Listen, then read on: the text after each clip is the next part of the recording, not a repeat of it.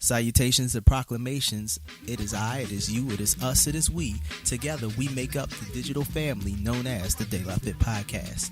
I'm your host, Philly's #1 son, aka the Body Alchemist, Sun Moon Bay, welcoming you to another podcast excursion. It is Friday, the day after the Thanksgiving holiday. I hope everybody enjoyed themselves. I hope everybody was safe. I hope you all were able to consume an immense amount of calories and fellowship with your family. And if not, I hope whatever it is that you did, you had a great time. It is right now 14 degrees here in the fighting city of Philadelphia and 8 degrees in the naked city of New York. Yeah, it's cold. We're in the wintertime, people. I know a lot of people, some people like to debate that. They're like, no, not technically right now. It's not wintertime. We're still in the fall. And I'm like, you know what? Listen, snow hit the ground. The minute I see snow hit the ground, that's when I know it's wintertime. I don't go by a lot of how these other people talk about, no. See, we didn't have a spring. It's spring. Look. Whatever. All right? I don't go by that. You know, I'm very simplistic when it comes to certain things. I don't go by what so-called things are, you know, or as people say it. And you know what? The truth is, when you really look into a lot of the history of certain things, many times these are just statements or language that people bring up for a certain moment at a certain time. And I know everybody's like, yeah, that's the point, son. What do you know? But that doesn't necessarily mean that it's meant to be used on a traditional, consistent basis. That's just the language that they use for that moment at that time. For example, summer for some might be 2 weeks in history, or they might have used that word for any warm day. Hey, who knows? I'm just saying that, you know, typically that's how I do it when it comes to this part of the season. When I see snow hit the ground, it's winter. You know, I don't do the fall, autumn thing. You know, snow hit the ground, hey, it's winter time. So that's just me. I'm not telling anybody to follow my way of thinking. I'm just saying that's how it is and that's how I am. We got a great show for you this day. We have some guests here that I have brought with me, I should say, who are going to speak about some interesting topics. First things first, from Louisiana, I have brought Ryan I'm so sorry. I so screwed up his name. Orgeron, that's his name. Ryan Orgeron. I am horrible with names, everybody. I do not make any mince when it comes to that. I apologize so much out there to anybody whose name I've ever jacked up. And I know people come at me all the time and be like, you know, how do you mess up that name? And with such a unique name, you would think that you would be more sensitive. I am more sensitive to people with unique names. I am sensitive to people that, quote unquote, don't have unique names. I just suck at pronouncing certain words. I'm not going to pretend that I am some great word pronouncer when it comes to certain things, because I'm not. But I will say that I try to let the individuals know that I am very poor when it comes to pronouncing names, and I will try to pronounce the name 3 times over and over, but one thing that I have to let everybody know when I'm doing this podcast is the fact of, when I'm interviewing individuals, that's why I prefer to call them by their first name, or if they give me a name specifically, I would try to practice and say it in a number of times. But if I say it during the actual podcast, it starts to sound strange, and I don't want it to sound unnatural. I like, when I'm talking to individuals, I want it to sound very natural, very conversational, because that's what it is. It's an organic conversation between two people about the 360 degrees of fitness and health, and that's what I want this show to always be about. So I try to not screw up people's names. I normally, when I talk to our guests prior, like I said, I try to practice the names, but I don't pretend to do it. And you know what? And I've had people jack up my name. I know a lot of you out there are probably like, who jacks up Sun Moon? Let me tell you a quick story. I know you're anxious to hear the show, but let me tell you all a quick story. When I was younger, and I used to work in a section of Philadelphia known as South Philadelphia, for those that are not from the state of Pennsylvania or from Philadelphia. We break it down into sections. So you have northwest, southeast, northeast, southeast. That's how we particularly separate different portions of the Philadelphia area. So, like in New York, they do it more by boroughs. We do it, they're like, oh, there's Brooklyn over there and there's that over there. No. We do it a little differently. But I was working, it was actually my first job in South Philadelphia. And my mother's from South Philadelphia, so it wasn't far from where she grew up. So I knew the neighborhood. But I used to work with at a library, which is funny because I still work at a library at times. And I remember when I used to tell people my name, people used to say Samoon. Nobody said Sun Moon. And this is something that was very comical to me. At first, it used to perturb me and annoy me a lot because it was so common. So many people would say it, but it was just, I don't know what it was. It's just how they pronounced the name or my name in South Philly. And it wasn't, I don't know what it was. I would tell people, like, my name is Sun Moon, S-U-N. And they would be like, that's what I said. I'd be like, can you say sun? They would say sun. I'm like, okay, say moon. I'm like, say Sun Moon. They were like, Samoon. So, you know what? I don't, I understand how individuals can feel when their name is jacked up. I try so hard not to, but I am human, and that is one of the errors that I am constantly working on because I know how it can make people feel. But with all of that said, we've got a great show today. Dietitian, athlete, bodybuilder,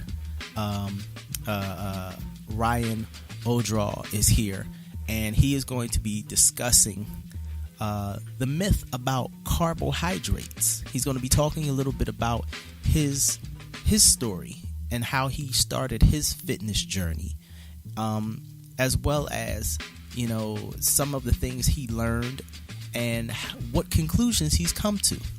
So that's going to be a great interview. That's going to be a great conversation that we're going to discuss there.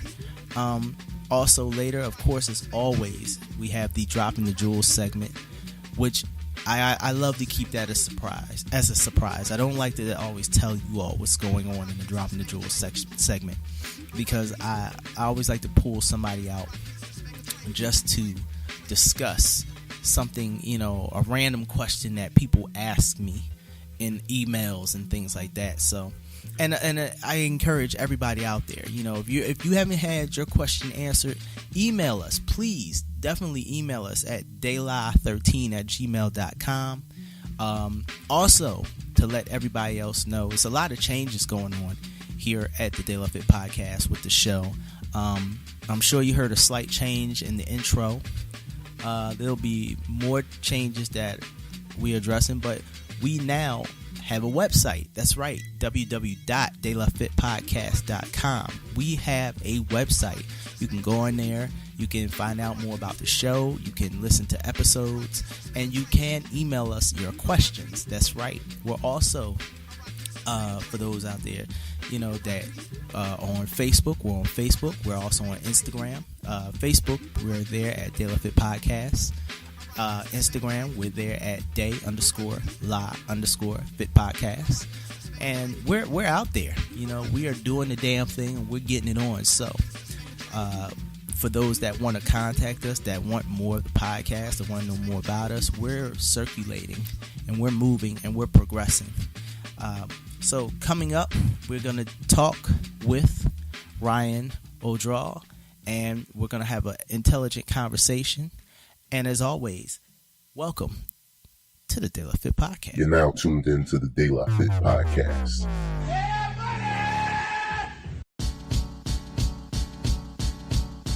De La Fit Podcast is now available on Spotify, iTunes, and Google Play Music. De La Fit Podcast, 360 degrees of holistic fitness and health, all in one podcast.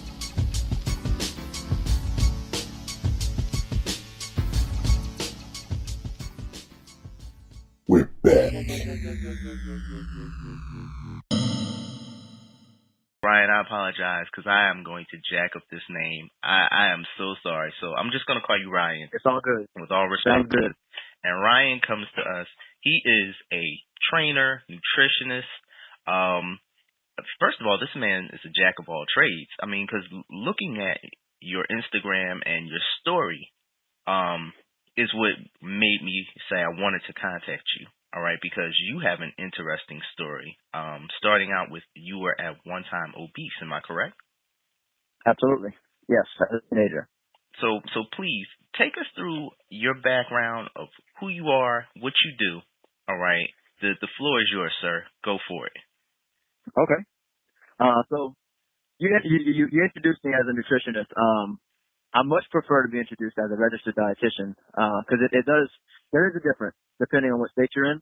Yes, sir. My apologies. Oh no, that's all good. It's a common thing. So yes, I'm a registered dietitian. I actually work for the state, so I'm from Louisiana. I work for multiple behavioral health clinics, so I kind of travel around all throughout South Louisiana and practice nutrition counseling at these different clinics. And by behavioral health, it's basically a clientele that maybe has a history of substance abuse, depression, anxiety, those kind of conditions. Correct. So that's my main gig. I also have a private practice. That I run. That's Holistic Nutrition. Okay. Facebook page that I had you check out. Right. And yes, I am also a personal trainer certified through ACE. So my journey kind of began when I was a teenager. Okay. I was classified as obese from a dietitian, believe it or not, a career that I eventually started to, get into. So I was classified obese as a dietitian. I considered myself the McDonald's poster child. Okay.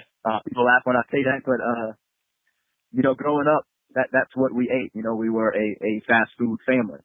So, okay. My mom would just pick up fast food and it quickly started to impact my weight. So fast forward 2 years, after being teased at school and, family members pointing out, especially my grandmother, she didn't hold her tongue at all. Well, you're fat, you need to lose some weight. I'm worried about your health. She was very blunt about it. So at that time, I started to just read books and stuff and trying to figure out what I can do about my health. And at this time, I was 13, 14 years old. Internet was just kind of becoming a thing, so I would search on the internet, read books, those kind of things. I started exercising, so I started running. And Ryan, of course, quick question. Quick question. Don't mean to cut across you, but quick question. So, because you said two interesting things that made me really tune in. You said your mom, or you said you were it was like a fast food family. Oh my God, yeah. But you also said that you got teased, and then you also had your grandma start pulling you out about working with your weight. What was your weight at that age, and how old were you? That was around 13, okay. 12, 13, 14, around that age. I don't have an exact date, but at that age, I was around 5'3". I'm 5'8" now, so a few inches shorter than my full height. And I weighed around 164. I remember that number specifically because it was, it was a shocker to me at the time. You said, what was it again? Because you went in and out just a little bit. Oh, 164. 164 at about, you said 13? Yes. Okay. At about 13 and at about 5'3", Wow. Okay. Yes. Okay. So that just wanted to get some little context in there for the listeners so that they would, understand what you're saying, so that, to really understand the age versus the weight and just what you were going through at that time. So please continue. Yep. So let's see, where was I? So you said you were reading a lot, and the internet had really just started to, Yeah. So my mom had some. I don't know if you remember Billy Blanks. Oh yeah. Oh yes, I do. So she had some typo tapes going around. So that was my introduction to exercise, was good old Billy Blanks. Wow. Punching air and stuff on TV. So I started doing those tapes, but I wasn't really seeing the results that I wanted weight wise. Okay. And so I went to my mom for advice, and this is a crazy story because, well, you'll hear it in a second, but I said, Mom, I want to lose weight. What can I do? Mm-hmm. And my mom's advice to me was to, when I was hungry, to eat ice and to drink Diet Coke. Wait. Repeat that. Wait. What was her advice? Her advice was, whenever you're hungry, just chew on ice and drink Diet Coke, because that's what she did. My mom was a smoker. She was drinking coffee. So if she had to lose weight, that's what she did. But that was the advice she gave me because that's what she knew. Gotcha. So naturally, I took that advice, and that's when I had my first, what I like to call an eating disorder. I didn't realize I had an eating disorder at that time, but as I became a little more well-versed in this field of nutrition and dietetics and even psychology, I realized, looking back now, that was the start of my eating disorder. So number one, I was weight shamed. My weight was a big deal. Everybody made it a big deal. Kids at school, family. And then advice I was given to eat a certain way, it's especially a very restrictive way, mind you. Okay. It really started my, an emotional kind of eating disorder. Okay. So in following her advice, I did lose weight. I mean, absolutely. Since you're barely eating any calories, you're gonna lose weight. So although I did lose weight, it's not a method that I'm proud of. So fast forward a little bit, and I'm going into high school now. So I'm 15, 16 years old. Okay. And I just lost all that weight. I'm going in at 110 pounds. Wow. So I went from around 163 to around 110, and this is a very short time frame. We're talking less than 6 months. Right. That I lost those 50 pounds. Right. Which can't really be that healthy to lose that much weight that quickly, right? The way you were going about it. And I was eating one meal a day, man. Wow. I was doing typo tapes. I was trying to follow that advice that I was given. Right. And the weight did come off, but I wish I had myself now. Right. To direct me at that time. Right.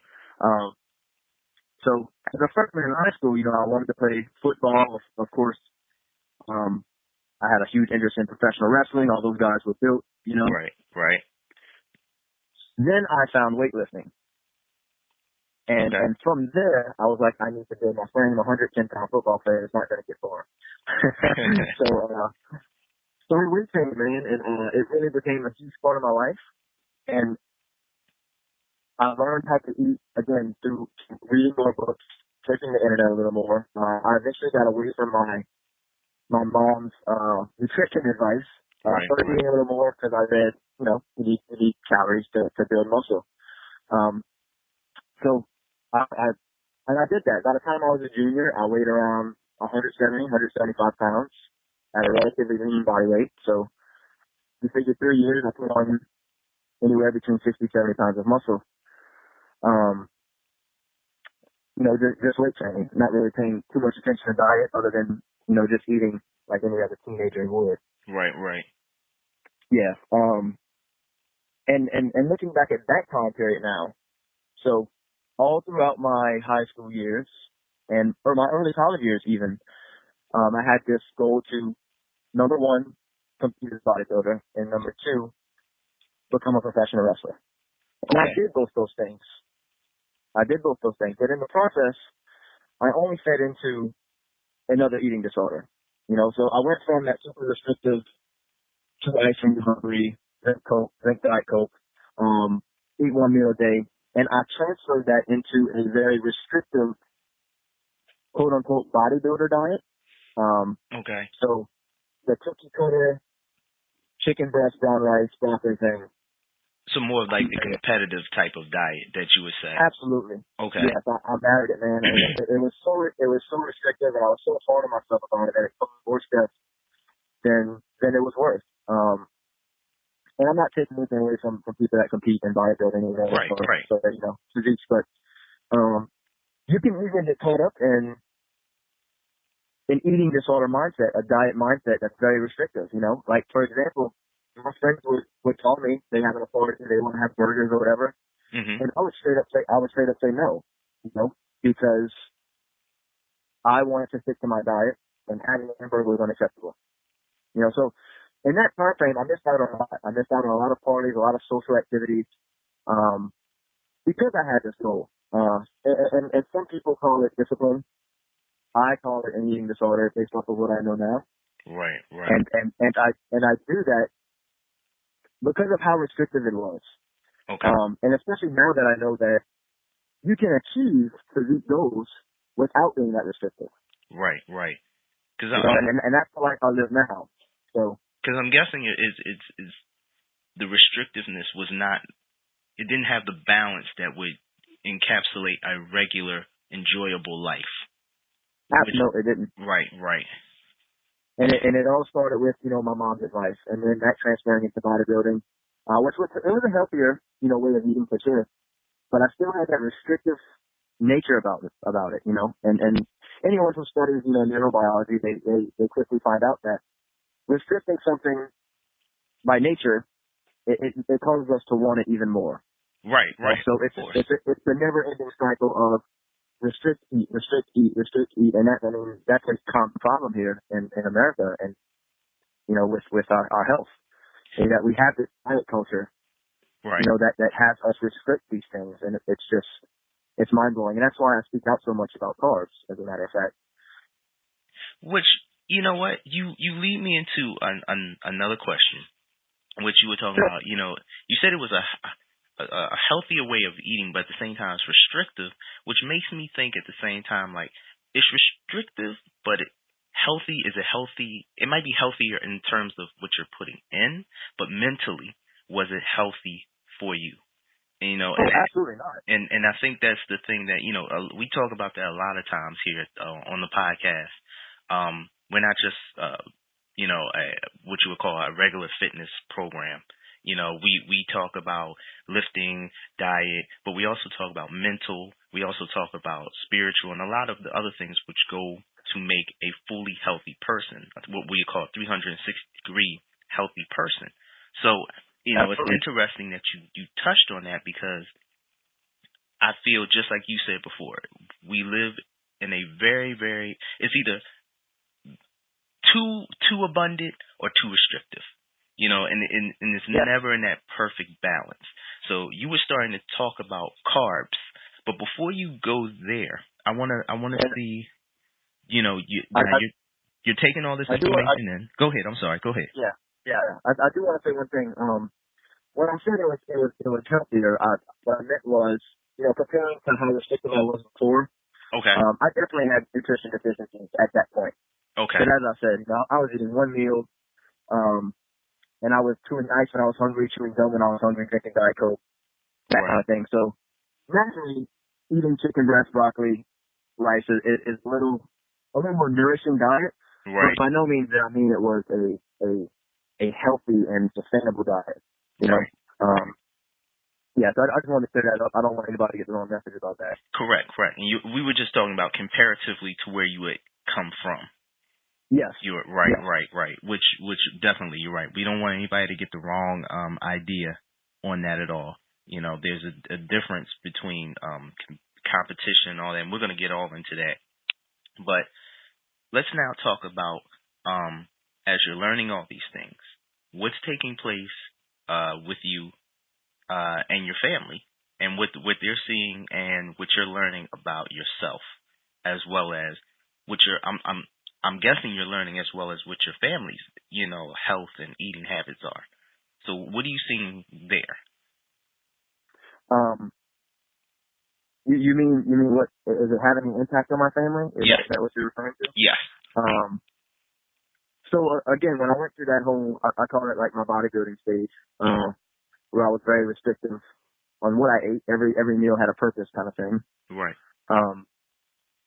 Like I said, I would restrict myself from going to parties, and I wouldn't eat at certain family gatherings, because I didn't want to sabotage my diet.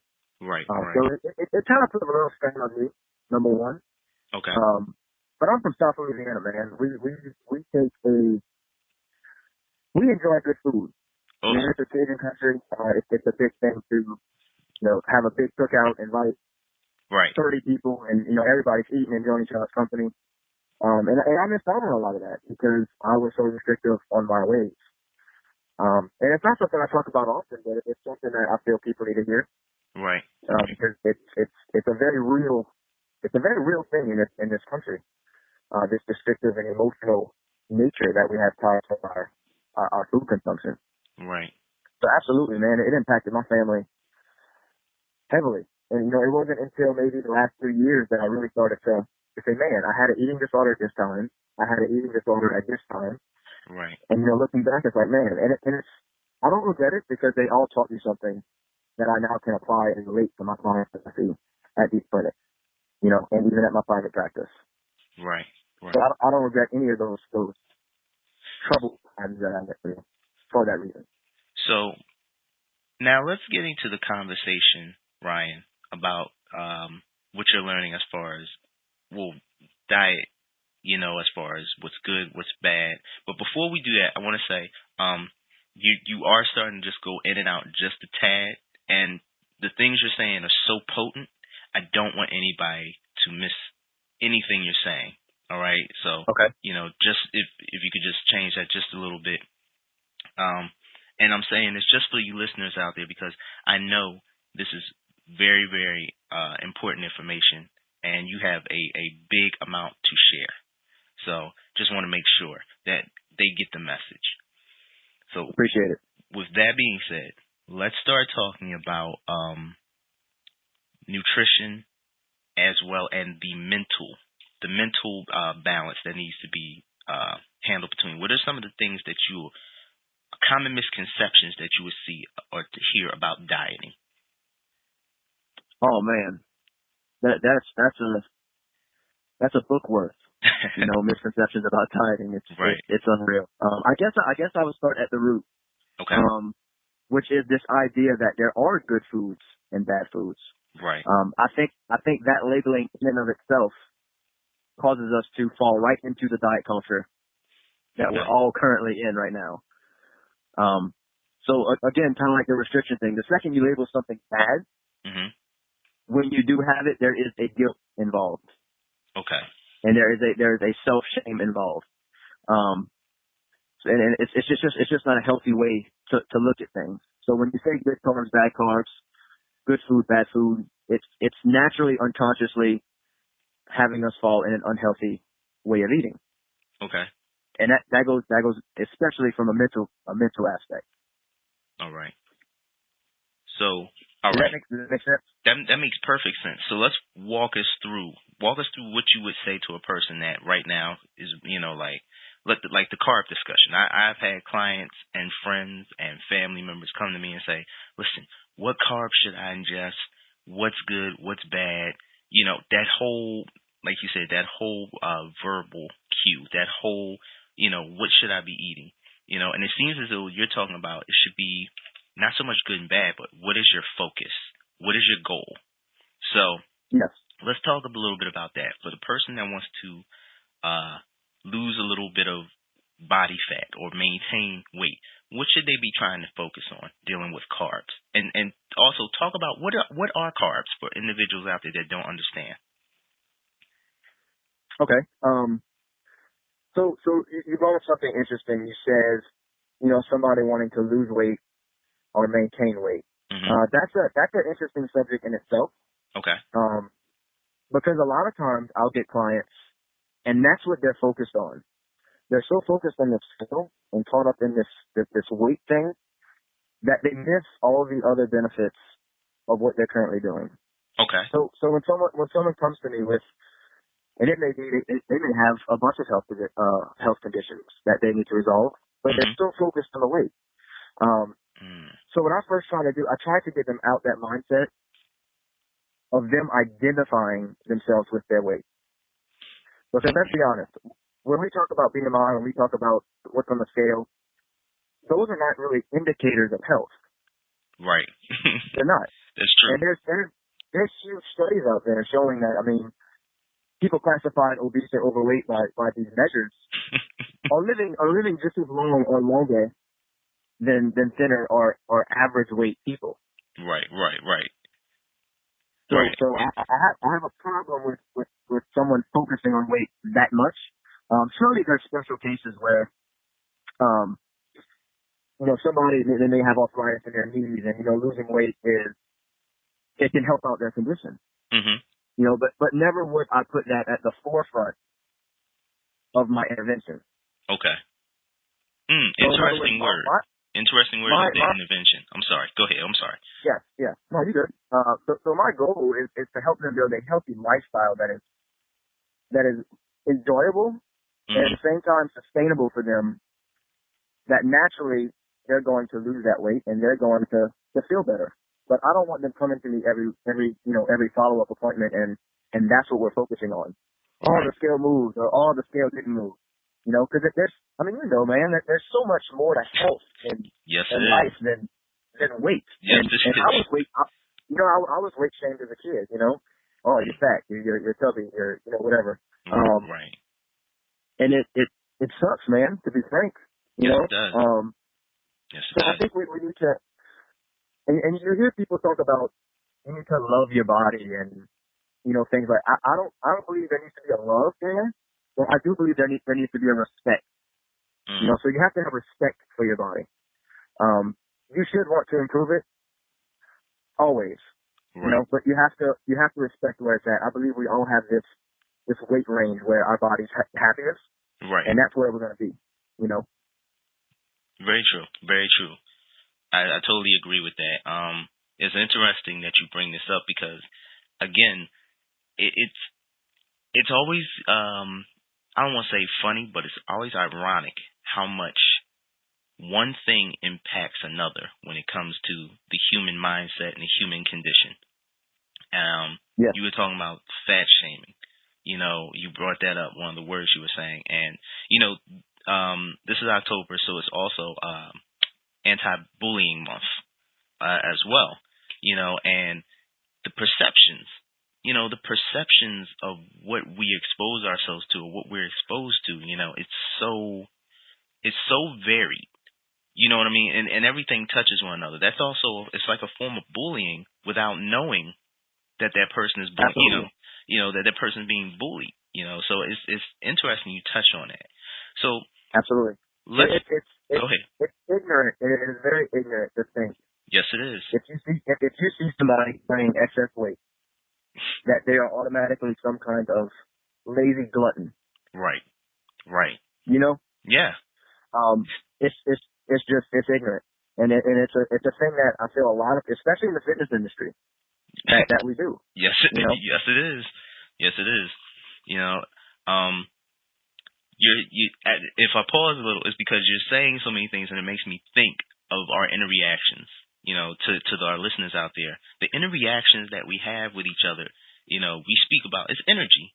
And you never know what the energy is. The fact that you even said ignorance. And it's not almost, for some of you out there, it's not always an ignorance that's an intended ignorance. It's an ignorance that has been taught or continued because it generally is that. It's an ignorance to what people think they know, instead of really taking the time to educate and see, well, I don't know what that person's condition is. I don't know what's going on with that individual.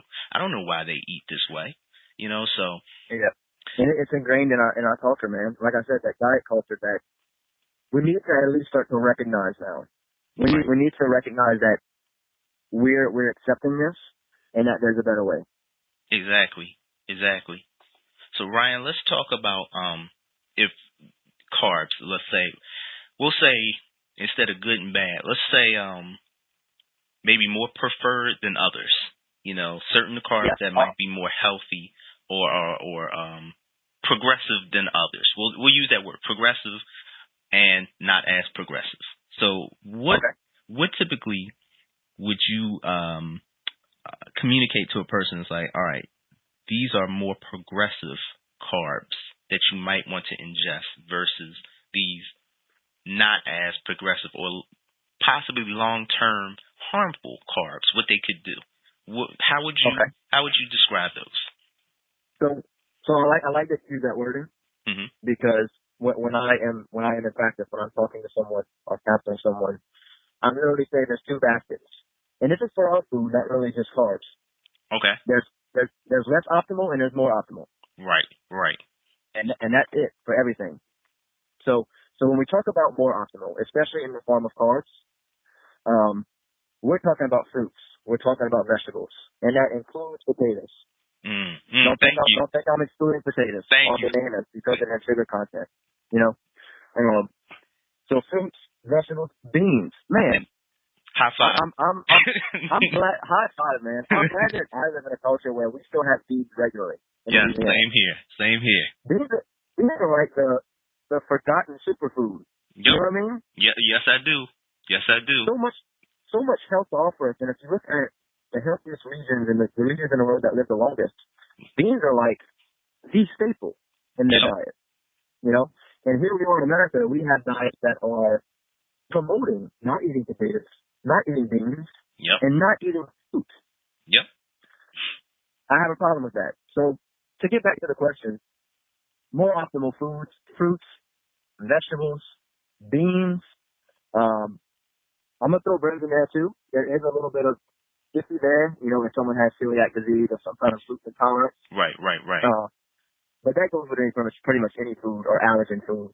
But I definitely throw that in the optimal pile.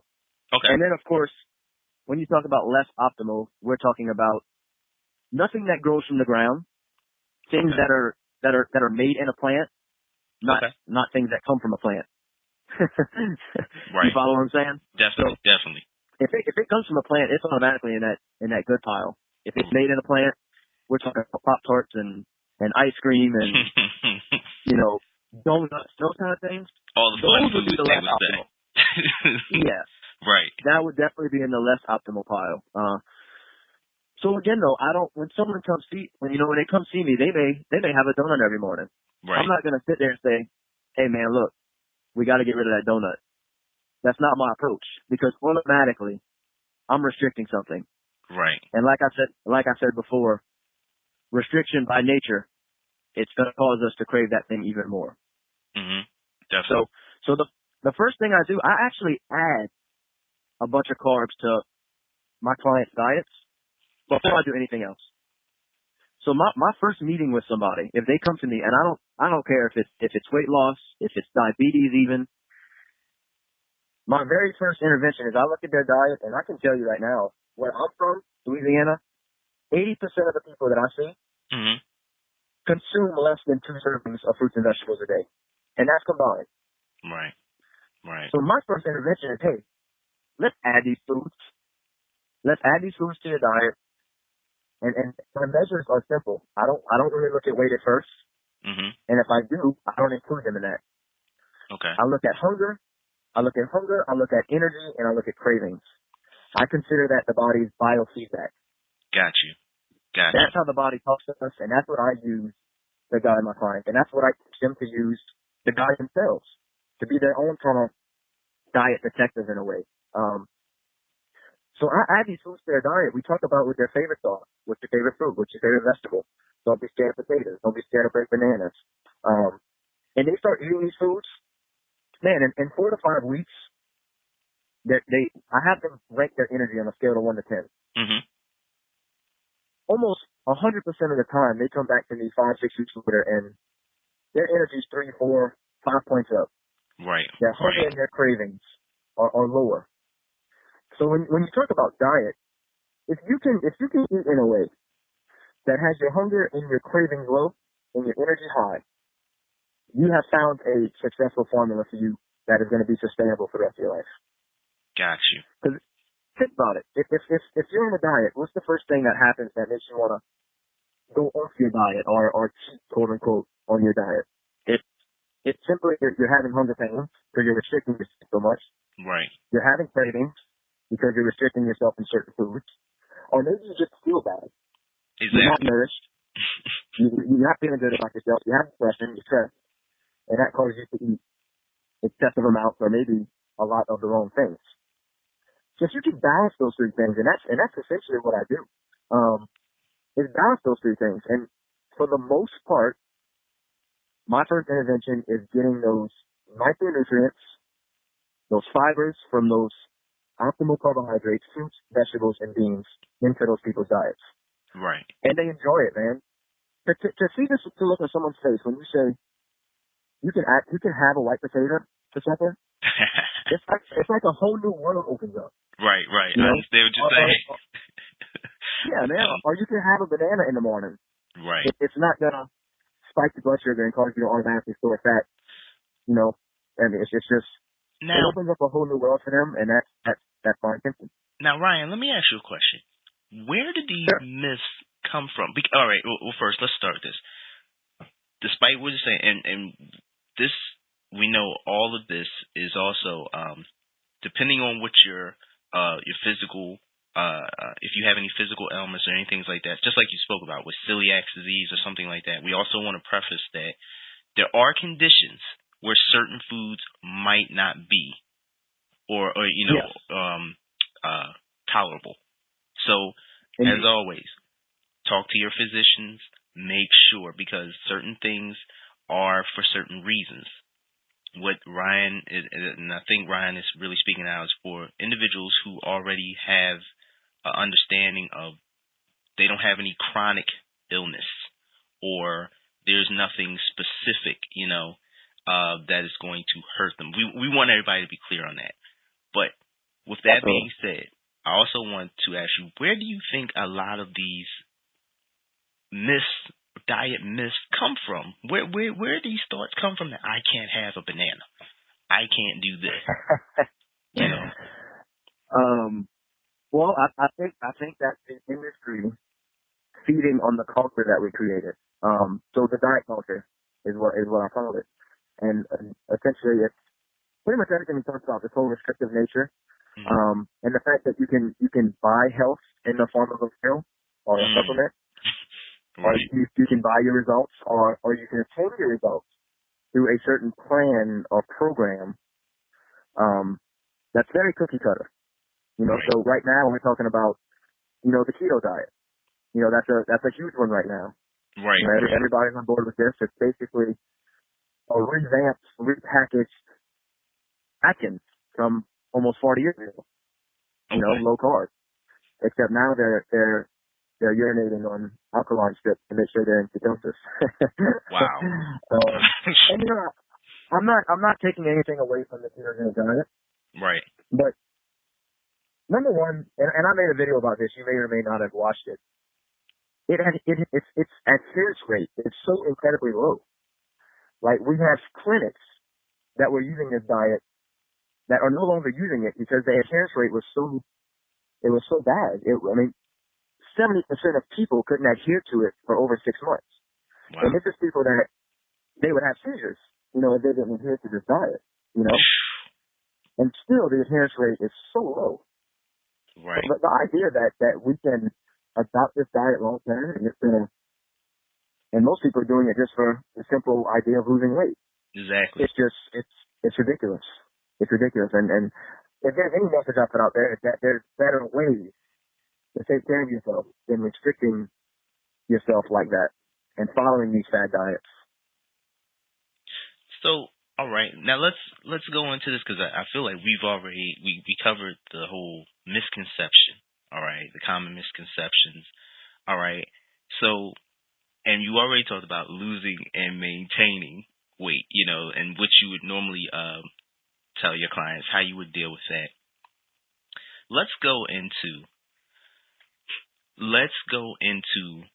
the where they can get the information, because I feel that's one thing. I have a few relatives. They always want to know, where can I get this information as to the more optimal foods to eat, because I feel that that's another thing. Now, mind you, I'm vegan, all right, and I see this in the vegan vegetarian community, but I also see it in the I would say in the conventional, that sounds weird, conventional eating community, and and the regular, people that eat what is classified as meat. It just feels like everybody is afraid. They're like, well, I don't know exactly what to eat. So where can they get this information that they can get like a carb chart, of optimal, less optimal, and different proteins and things like that, which is something we hear all the time. And I'm sure you hear it in the industry that we're in. Lifestyle. But where can they get the proper information to look these things up and kind of begin to monitor on their own of what they can or not can and cannot do? Excuse me, because whatever they choose to is they have their own autonomy of what they can choose that can be optimal to their bodies. Where can we get this information? That's a fantastic question, and I'm stumbling over an answer. Mm-hmm. Because I feel like everybody has an agenda. Very much so. Very much. I feel like there's a lot of bias in the form of what people will promote. True. And not only bias, but it's called confirmation bias. And essentially what it means is, let's pretend I did a low carb diet, I lost all kind of weight, and I feel great about myself now. Right. So all of a sudden, through my experience, my personal experience, I am now a huge supporter of that community, the low carb community. Right. And everything that I read, I seek out information that supports what I believe in, and anything that will argue or take the other side of what I believe in, I discredit. Right. And we see it so much even in the research world. Oh yeah. If it doesn't support me, then I'm going to discredit it some kind of way. Something is flawed here. Before you even look at it, something's flawed because it doesn't support what I believe in. That's true. And that's a problem. That's going to put a cap on our growth as an industry and as individuals. Right. And I have a strong problem with that. Very strong. So when you talk about advice, I think you have to seek out people that are not only credible, but you can see that they're helping people. Gotcha. You can see the results and the people that they're working with. And also, they don't have much of an agenda. They're not selling you some cookie-cutter diet. They're not selling you some kind of pill that's going to solve something for you. They're selling you a service in which they offer you you to kind of take the lead on what you're going to do. Gotcha. And on what food you're going to include and what food you're not going to include. So I recently did some research for my master's degree. And it supports everything I've believed in. So we're talking about biases, and I kind of supported my own bias here. Okay. So I just kind of wanted to throw this nugget in here. So as you probably know, Louisiana, this is where I'm from. Right. Right. We always have one of the higher obesity rates in the nation. Okay. Us in Mississippi, we toss it back and forth, it seems. Put Philly in there too.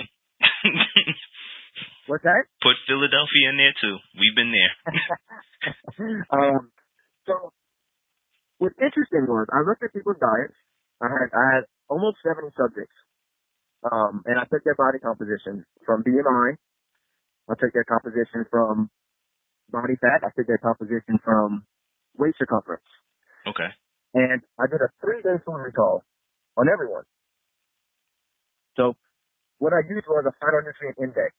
So phytonutrients, for those who are listening that don't know, it's essentially plant nutrients. So nutrients that come from plants. Say it one more time, Ryan. You cut out just a little bit. Okay. So phytonutrients are nutrients that come from plant foods. So fruits, vegetables, beans, those kind of things. Okay. And some, I am throwing this out a little bit because you did say you were vegan. Yes. Yes. So I think this will be of particular interest to you too. Oh, of course.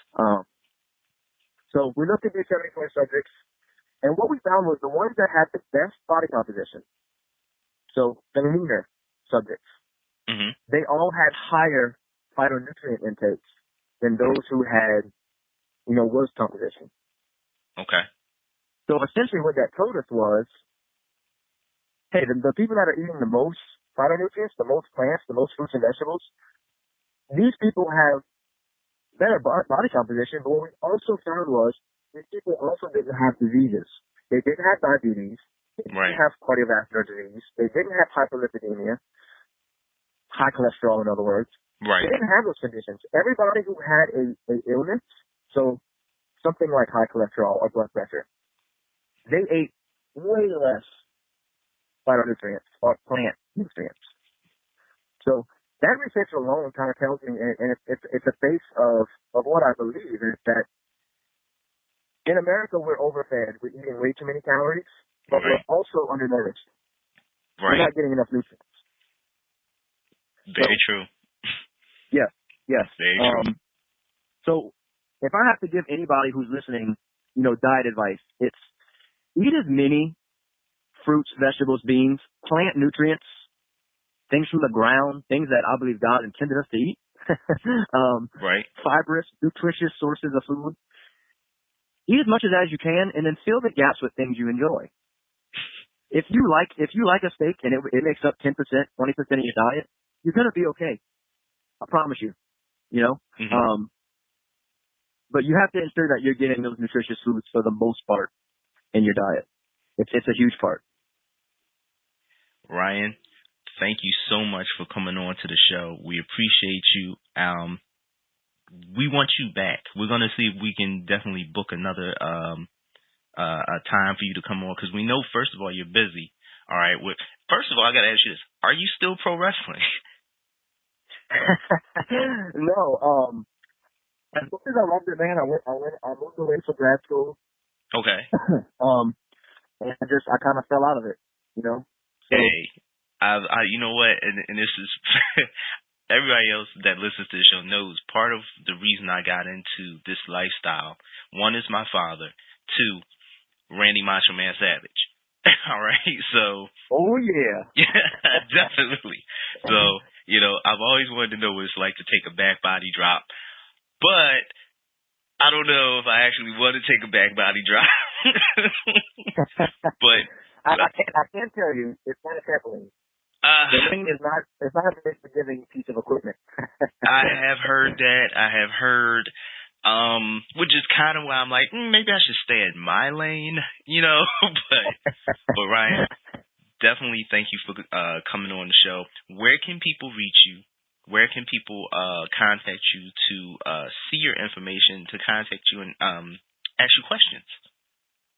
Definitely. So my Facebook page, it's Fisted Nutrition. So you can search Fisted Nutrition, or you can go to my personal page, which is Ryan Orgeron, Orgeron, mm-hmm. and I have Lifted Nutrition under my profile, and you can find it there. Most of my advice and my videos are posted on the Fisted Nutrition Facebook page. I also post it on Instagram. So my Instagram handle is @Ryan Orgeron, my name. And Ryan, we're definitely going to make sure all that information is posted up as well. Again, we're going to talk off the air because I have some other questions and information. We want to try to get you to come back onto the show, all right? Because I appreciate it. I appreciate it. Go ahead. I'm sorry. I'm sorry. Yeah, I think there's a little bit of a lag between our communication. You know what it is? We're going through the nor'easter up here, and I think that's what's really taking place in the weather for everybody that's tuning in and listening.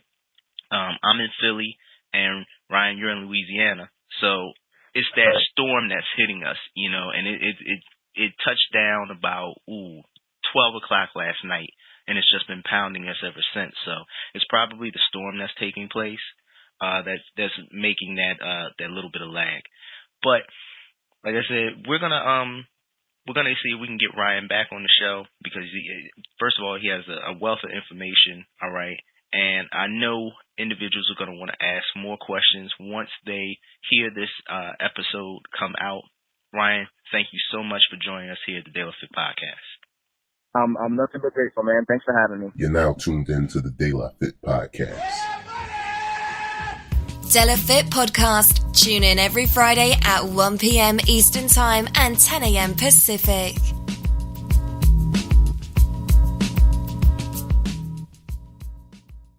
We're back, everybody.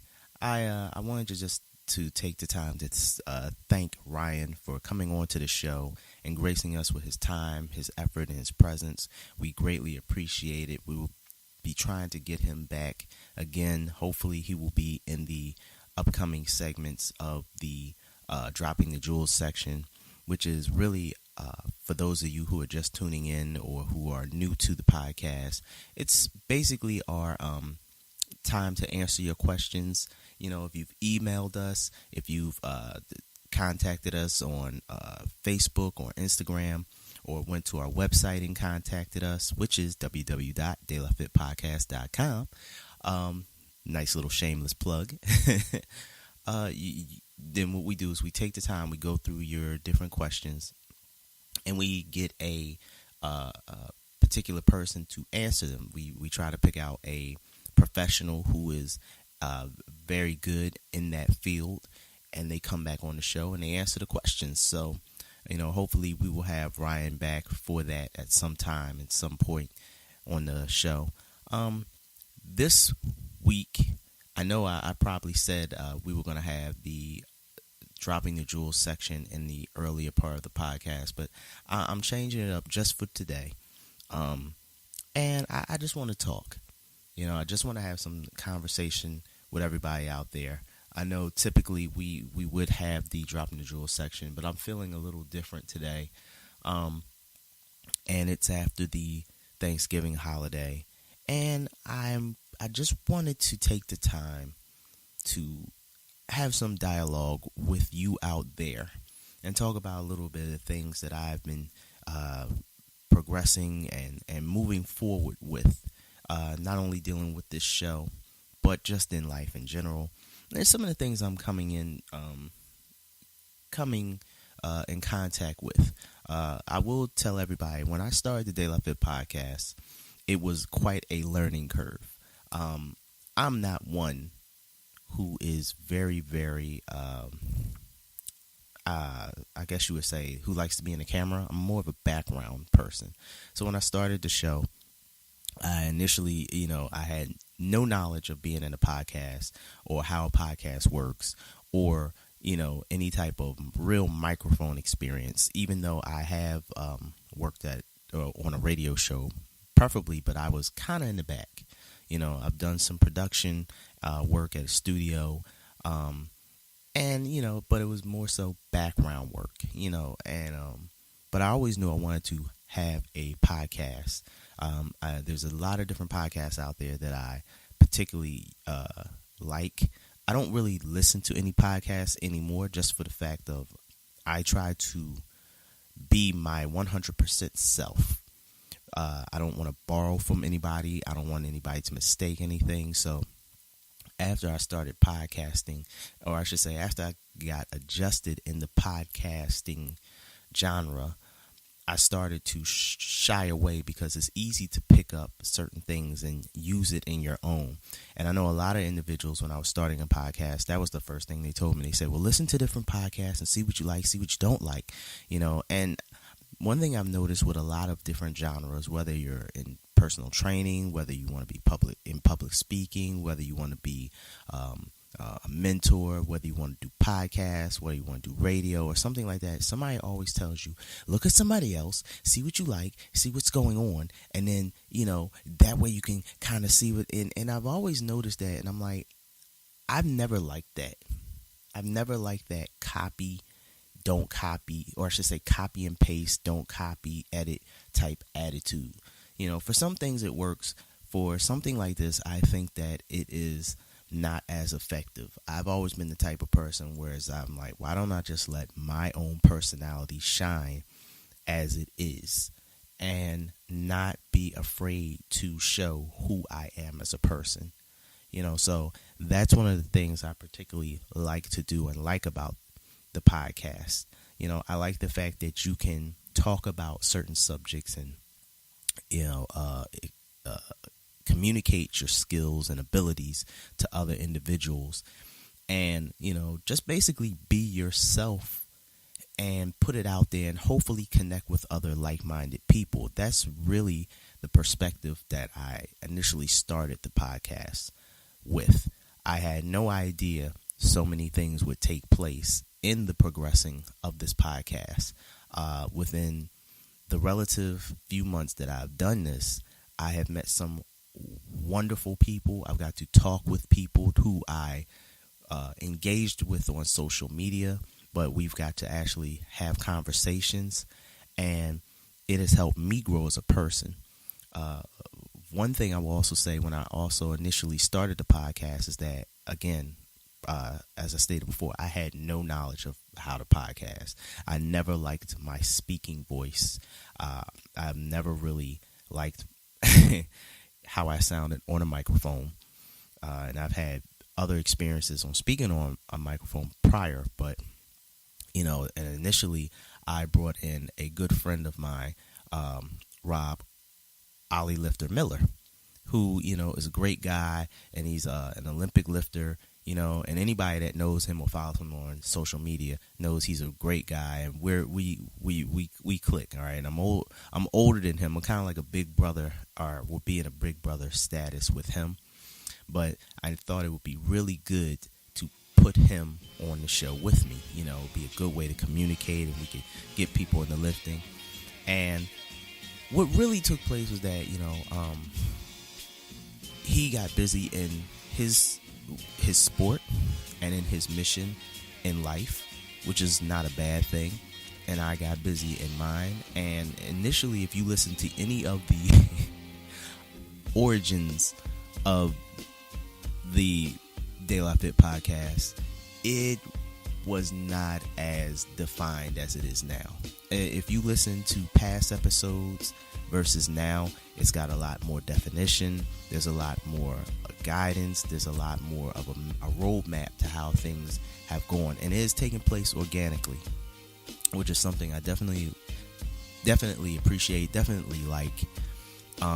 But it was a lot less polished, to say this, and when I listen to some of the old interviews, I cringe a little. I'm like, ooh, I actually took those off. I might post some up just so that people can kind of see where we've come from to now. But within that, Rob and I kind of parted ways on the podcast tip, and I had to rely on myself to really do the podcast. And it was a partially intimidating, somewhat frightening thing, because I wanted to sound intelligent. I didn't want anybody to think I sound ignorant or stupid on the podcast. I wanted to interview people and have dialogue and have fun dialogue and, talk with people. And I was like, I didn't know if I could do it, but something would not let me quit. I would say the inner higher self would not let me quit. And I will say that in the past few months, and it's only literally relatively been maybe 5 or 6 months, a lot has changed in the podcast. I enjoy immensely talking with different individuals from across the globe. I've talked with many different people, some of which you will hear in soon to be posted podcasts. I've had my mindset broadened. I've had my training and thought patterns rearranged in more positive, efficient ways. But the primary thing of it is that I wanted, as I started to walk and build a defined personality of what the podcast is, I wanted it to become increasingly positive. I wanted it to become something that individuals could connect with.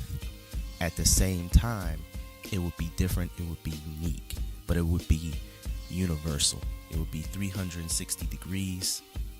It would be something that could touch individuals, and that if they weren't into being physically fit, if they weren't into working out, if they weren't into certain things, that maybe it would catch their eye and they could say, you know what, maybe it's worth a try. And that was the reason for me starting the De La Fit podcast. I like being active. I like lifting weight. I like working out. I like playing. I like the playground atmosphere. That's how I take it. I've never been the type of person that was really a club person. I'm not a drinker. I've had a drink or two. I'm not really a drinker. I'm not a big, like I said, partier. Never been that. I can be sociable, but it's never been my thing. And I know others like me. I know individuals who like to get in the gym and it's our way of having fun. It's our way of playing. It's our way of communicating. It's our way of getting rid of the stress of life. And I would run into individuals who would make snap judgments. And I used to think to myself, why are they making a judgment on something that doesn't pertain them, one, and doesn't hurt anybody? And when I say that, I would run into judgments or have people make statements like, oh, you're a health nut. Oh, you're constantly training because you're trying to overcompensate, or it's funny the things you run into, and it's funny the things that individuals think that you're about when you're into working out. I've had people think that I was probably very aggressive. I've had I've had people think that I was probably very arrogant. All the type of stereotypes that you would gather, and I'm like, none of those things.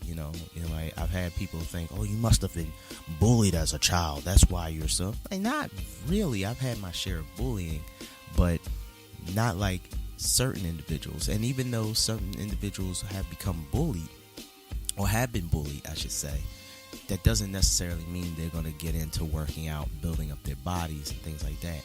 I've had people say, oh, that's your line of defense. It never was any of those things. I just like it. I've always wanted to be strong. I've always wanted to be athletically capable. I've always wanted to move like the superheroes I see on TV and do things that I just wanted to do. And with me continuing to progress to learn these things, I have been very privileged and blessed to meet some amazing people. I've got to actually talk with Richard Hawthorne, who is one of, if not the strongest individuals right now out there. The man is 5'3", 135 pounds, and he can deadlift 500 pounds, 560 pounds, but he can deadlift for a certain amount of reps. For those that are tuning in, for those that don't know what a rep is, that's not just picking up one time. That's picking it up, putting it down, and then doing it again.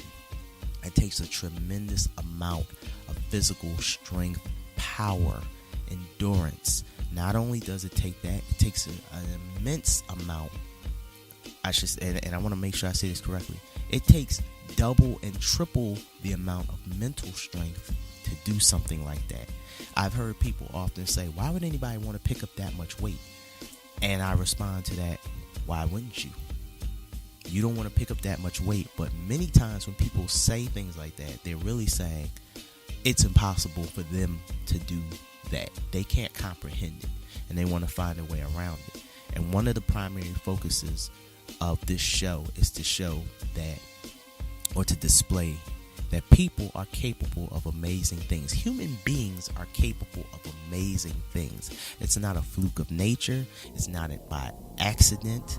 It's not by all the time by performance enhancing drugs. It's not all the time a lie. Human beings are capable of many amazing feats if properly educated, if properly introduced. I feel that fitness and exercise, especially in the Western world, is always taken out of context. Living in the States, we have a lot of laws and privilege. We also have an abundance of many things. And while I am so blessed to be a citizen of this great nation, which is the United States, there is a lot of, how would I say, a lot of the things that are needed to be taught, or I should say, a lot of the knowledge that can help individuals isn't as widely broadcast. I would never speak ill of this country. I love this country. I am a citizen of this country, and I take great pride in being a United States citizen. But it is the truth that there's a lot of education out there that can help the masses in not just this country, many countries, and it's just not as promoted as some other information, which may help, but sometimes in the long run it can be detrimental. I mean, I'll give you an example. Social media is a wonderful tool that can help so many individuals, and so many people don't know what it is. So many people do not know what it is and how to use it properly. They put it out there, they put everything out there, and they reap the benefits, whether it's positive and negative, for it. Businesses learn how to use it and promote their brand. Individuals that learn how to use it properly, what it is it's a way to connect to people who are like-minded and think like you. And the people that can tap into that have the ability to brand themselves and bring themselves up and help themselves and others, in many different ways. Sometimes economically, sometimes socially, just many different ways in many different areas. But a lot of times it seems like the most things that get posted are buffoonery. Things it's just crazy. But I'm not speaking ill of that. I'm just using that as an example, and I'm going back to the main point of this conversation, which is the fact of I wanted to create something that was going to reach out to people who wanted to be fit and healthy, not just in the sense of lifting weights, but in a broader sense, because the individuals I have talked to are the ones I have been blessed to meet, sit down with, talk with, work out with, really started to paint a picture in my head, which is, it's a lot more than what you physically look like. You have to go deeper, you have to really dig deep within yourself and really understand that, lifting weights is not just about lifting the weight. We comically say, I pick stuff up and put it down. That's what Rob would say. It's more than that. It's what you mentally say to yourself.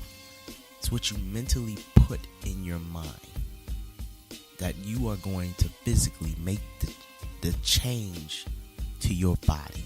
You are going to morph into something else, and I think that's great.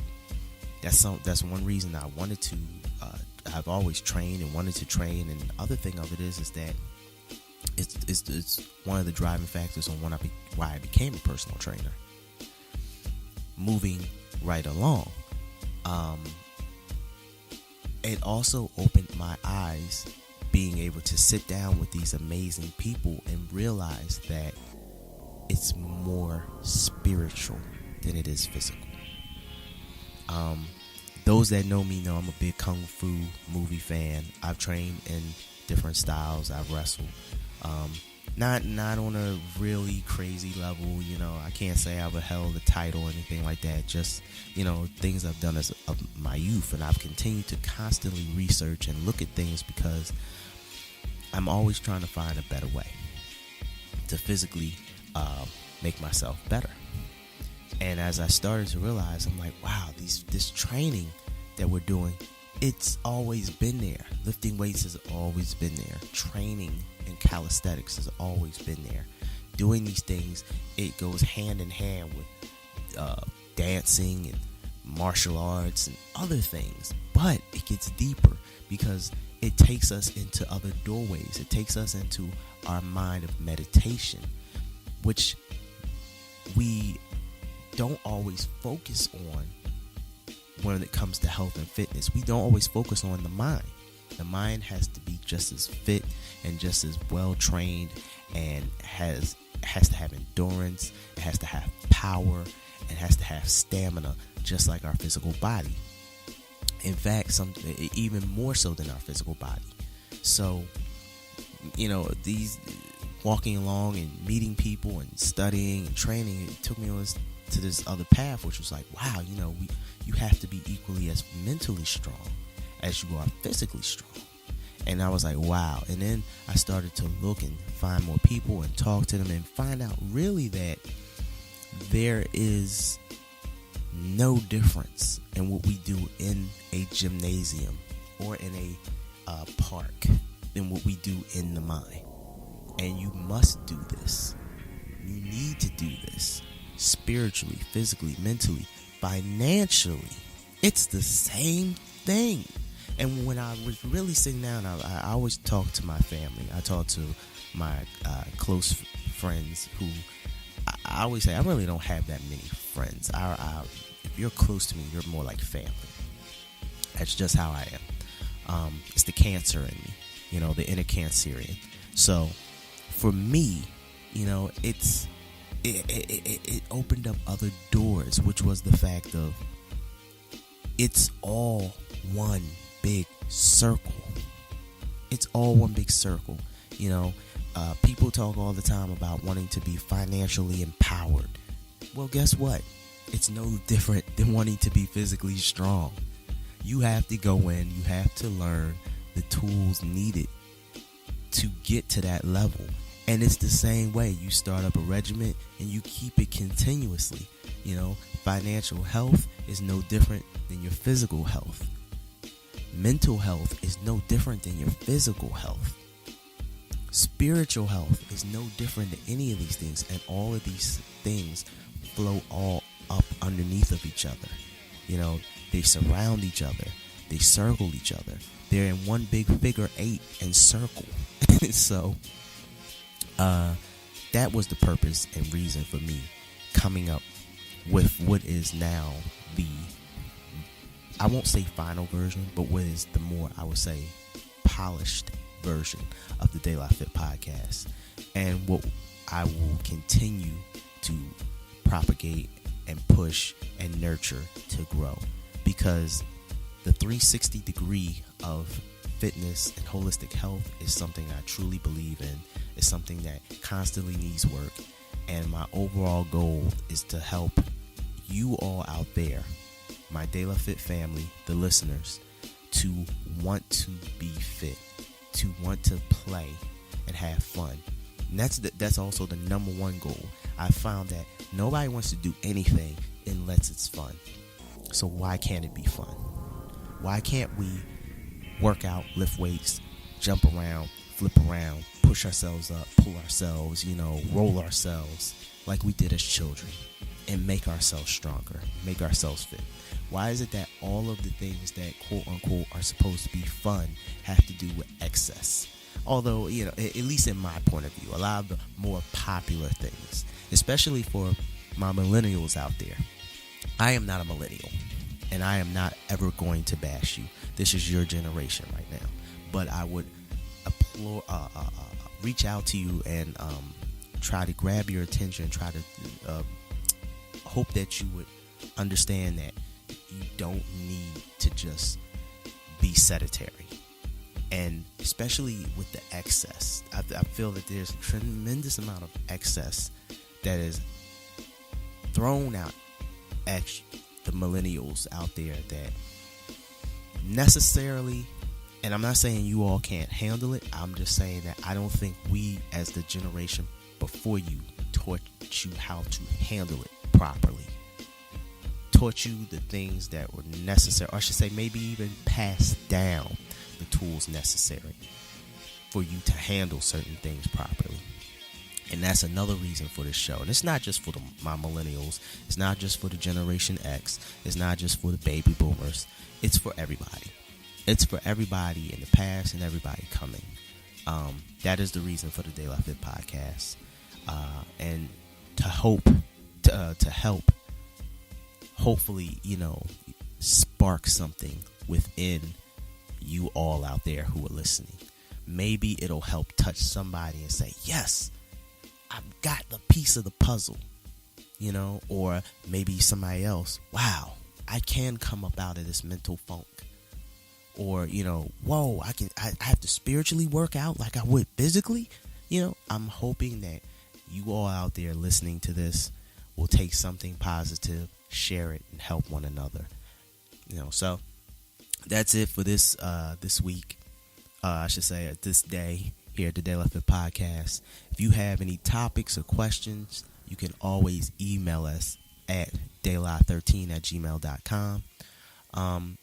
I don't know if I've been saying it by habit. I might have been saying daylife13, but it's daylife13@gmail.com. You can also contact us at our Instagram, which is day_la_fit podcast, one word at the end. We're also on Facebook at De La Fit Podcast. And of course, we've got the new website, which is www.daylafit.com. And you can also contact us there, ask questions, bring up topics. And we greatly appreciate you, our listeners. And we hope that you will continuously come and be a part of this great podcast excursion. As always, thank you so much for tuning in. Be happy, be healthy, and always remember you are part of our family, the De La Fit family, our digital family here. Thank you, and have a great, great day. You've been listening to the De La Fit Podcast. Ta-ta for now.